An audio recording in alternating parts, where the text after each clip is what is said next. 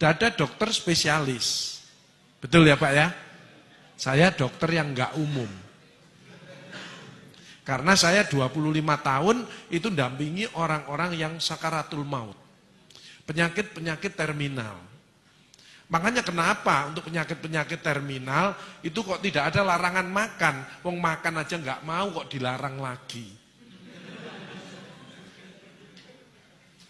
Panjenengan ya boleh makan, asal yang enggak boleh kalau berlebihan. Kata Rasulullah, makan pada waktu lapar, berhenti sebelum kenyang. Sumu tasihu, berpuasalah niscaya akan sehat. Kalau diimbangi puasa, bisa juga menahan hawa nafsu, sebab dari emosi. Banyak orang nggak ngobati hati. Kedua, saya kalau ngobati secara keseluruhannya, bukan hanya fisik saja, bukan hanya pil. Manusia ini terdiri 5 aspek: badan, psikologis, sosial, kultural, spiritual. Jadi kalau ngobati harus semuanya. Satu badan, treat the patient. Jadi manusia, bukan hanya pil-pil, tapi emosinya. Makanya orang yang ngeyelan itu gak iso, itu cepat mati. Karena kortisolnya meningkat. Jadi justru penyakit hati ini diobati. Makanya obatnya Rasulullah adalah istighfar. Dalam hadis qudsi, astaghfirullahaladzim innahu kana ghafaro, ya hayyu ya qayyum bi rahmatika astaghis. Itu enggak pernah disampaikan, hanya dikasih pil, itu fisik. Padahal kausanya di hati. Nanti kita bahas satu persatu. Makanya saya ini tugasnya adalah bagaimana orang itu tidak menderita, bagaimana orang itu semangat, dan bagaimana orang itu siap kalau sewaktu-waktu dipanggil sama Allah. Itu tugas saya. Jadi kalau ada orang sakaratul maut, lainnya ditinggal, saya enggak, saya rangkul, saya bimbing, saya dampingi, karena ini saat yang menentukan. Itu bedanya, ya. Jadi saya di bagian penyakit terminal, sehingga saya kalau melihat orang sudah tahu, orang ini masih takut sama istrinya, kelihatan. Ya, orang ini masih banyak utang, itu kelihatan. Kalau yang hadir di tempat ini wajahnya, ini wajah surgawi. Orang-orang yang ikhlas. Orang-orang yang penuh syukur.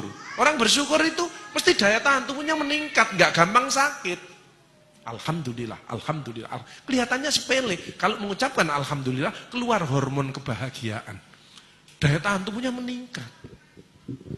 Dan orang itu kalau bersyukur mesti bibirnya lebar. Ya apa kabare Pak? Alhamdulillah. Jadi kalau ada orang bibirnya kecil, orang ini mungkin bermasalah. Karena mengeluh terus, gak ada orang, ya apa kabare? Alhamdulillah. Gak ada. Bibir kecil mesti, loh ya mesti ngono, mesti. Cabut deh. Lain syakartum la azidanakum wa la in kafartum in adzabil syadid. Kalau kamu bersyukur tak tambah. Kalau kamu mengeluh, maka amat pedih siksaku. Jadi orang yang hidupnya tidak enak, mungkin sering mengeluh. Dan memang disebutkan Quran surat Al-Ma'arij, innal insana khuliqa halu'a. Sungguh manusia diciptakan banyak mengeluh. Makanya kalau pengen sehat jangan ngomong wah, aduh. Alhamdulillah. Kalau ada sesuatu nggak enak itu dari diri kita, bukan dari orang lain. In asantum le anfusikum wa in asantum falaha. Barang siapa berbuat baik, kebaikan untuk dirimu sendiri. Kalau berbuat jahat, kejahatan itu untuk dirimu sendiri. Hal jazaul ihsani ilal ihsan. Tidak ada balasan kebaikan selain kebaikan itu pula. Tidak ada orang berbuat baik balasannya jelek. Tidak ada. Allah itu maha adil. Dilanjutkan lagi Quran surat Al-Zalzalah, "Faman ya'mal mithqala dzarratin khairan yarah wa may ya'mal mithqala dzarratin syarran yarah." Makanya orang yang bahagia seperti panjenengan ini bagaimana? Bisa menerima pendapat orang lain, bukan memaksakan kehendaknya untuk orang lain. Kaiso, setruk. Kortisol yang keluar, ini bahaya. Makanya hati kita harus dibersihkan dulu dari penyakit hati. AIDS, angkuh, iri, dengki, sombong. Itu harus didetoks. Bagaimana bisa bahagia kalau masih punya iri hati ini? Apa sih artinya takwa? Alladzina yunfikuna fis-sarra'i wad-dharra. Dia peduli. Suka menafkahkan hartanya baik di waktu lapang maupun sempit. Kalau mau sedekah tidak usah nunggu kaya. Kaya itu belum tentu. Tapi dengan sedekah calon menjadi orang kaya.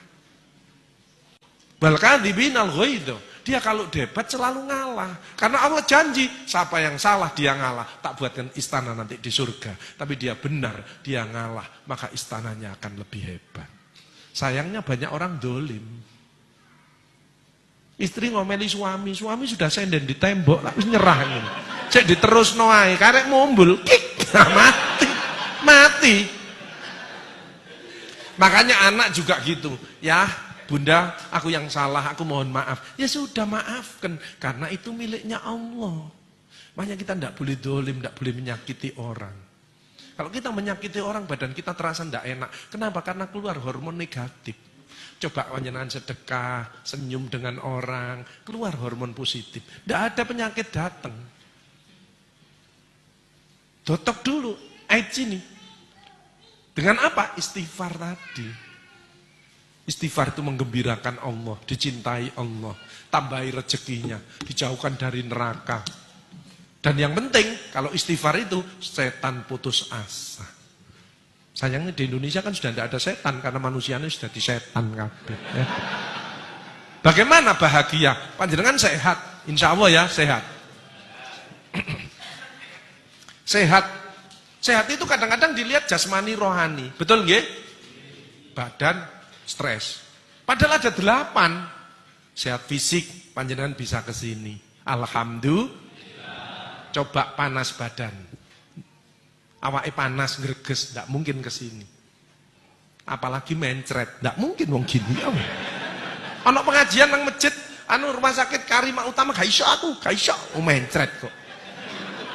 Kan ringan mencret, wong klepnya ndak bisa nutup. Kan ndak kelihatan. Beda kalau saya di bagian kanker, payudara kelihatan, mata, tangan kelihatan. Ini hanya mencret. Alhamdulillah. Sebutkan supaya keluar hormon kebahagiaan. Kadang-kadang orang ndak punya duit itu kenapa sih? Dia pelit, hitung-hitungan sama Allah. Dan Allah tidak hitung-hitungan dengan kita. Wa in ta'udzu nikmatallahi la tuhsuha. Barang siapa akan menghitung nikmatku tidak akan mampu. Kok bisa Pak Agus? Pasien saya rata-rata pakai oksigen. Wong terminal. Pakai oksigen. Satu oksigen ini bayar 1,5 juta. Kalau isinya habis, isinya tok 300.000. Jadi satu tabung 1.800.000. Ini habis setengah hari. Jadi satu hari 2 tabung, 3.600.000 hanya untuk oksigen. Belum infus, belum obat, belum dokternya dan lain sebagainya. Kita tidak pernah dibayar, tidak pernah bayar. Coba seandainya nanti kita panjenengan undur di rumah terus besok pagi ada tamu tok tok tok, assalamualaikum, waalaikumsalam warahmatullahi wabarakatuh. Saya utusan dari Allah ingin narik rekening berapa liter oksigen yang panjenengan hirup mulai lahir sampai sekarang. Oksigen tok, tidak usah anak, tidak usah rumah, tidak usah sepeda motor, tidak usah mobil, tidak usah tanah. Oksigen yang panjenengan hirup ditagih sama Allah. Panjenengan jawab. Panjenengan gini paling blek mati ya. Gitu kok kadang-kadang jahat sama istrinya, gitu kok kadang-kadang tidak mau baik dengan putra-putrinya, gitu kok kadang-kadang tidak nyaman sama tetangganya. Yuk kita rubah. Yuk kita istighfar 3 kali yuk. Astagfirullahaladzim, astagfirullahaladzim, astagfirullahaladzim. Ampuni ya Allah, ampuni ya Allah. Makanya Rasulullah itu manusia yang sudah dijamin masuk surga, tidak lepas dari istighfar 100 kali satu hari. Apalagi kita yang penuh dengan dosa. Alhamdulillah ditambah astagfirullah, ditolong sama Allah. Apa yang sulit? Tidak ada yang sulit dalam hidup. Yang sulit adalah dari dirinya sendiri, dari hatinya, dari pikirannya, dari ucapannya, dari perilakunya. Yuk jamaah semua kita keluarkan the power of heart. Hati yang selalu ingat kepada Allah. Hati yang selalu bersyukur kepada Allah. The power of mind. Pikiran selalu positif. Tidak pernah berisi yang negatif-negatif. Kemarin ada orang mau makan sate, pikirannya negatif. Satenya dipegang terus ngomongnya gini, ya apa enggak kolesterolku. Jadi satenya utuh, kolesterolnya naik. Nah pikirannya negatif kok, keluar hormon negatif. Betul? Coba ngomongnya gini, ya Allah tambahi kesehatanku dengan sate ini dan buang semua penyakit yang ada di tubuhku dengan sate ini. Makanya keluar hormon positif. Sate ini kalau dimakan bukan jadi kolesterol, tapi jadi tenaga untuk kita bisa beribadah dan berkarya. Alhamdulillah. Apa harta penting, Pak Agus? Penting. Tapi yang cari yang barokah, hasilnya halal, tapi kalau ada sebagian diberikan, itu namanya berkah, selalu bertambah kebahagiaannya. Tapi kalau ditumpuk untuk dirinya sendiri malah jadi bencana. Teman saya ada, sukses, pendidikannya tinggi, anaknya di luar negeri, rumahnya banyak, perusahaannya banyak, mobilnya ganti-ganti. Ternyata dia kena diabetes, kena stroke, pasang ring. Itu dikirimi durian sama muridnya. Ya ditaruh di kulkas, dia kalau pengen ya hanya diambil, diambung gitu. Nggak berani makan. Coba bayangkan. Akhirnya ngomong, Pak Agus, wes, gak peduli aku, gak adik ngene-ngene, gak isok bahagia aku. Uangnya banyak, nggak berani makan coba. Kalau lainnya makan sate dimakan, dia ndak dicecepi. Untuk apa harta? Hanya perbanyak sedekah.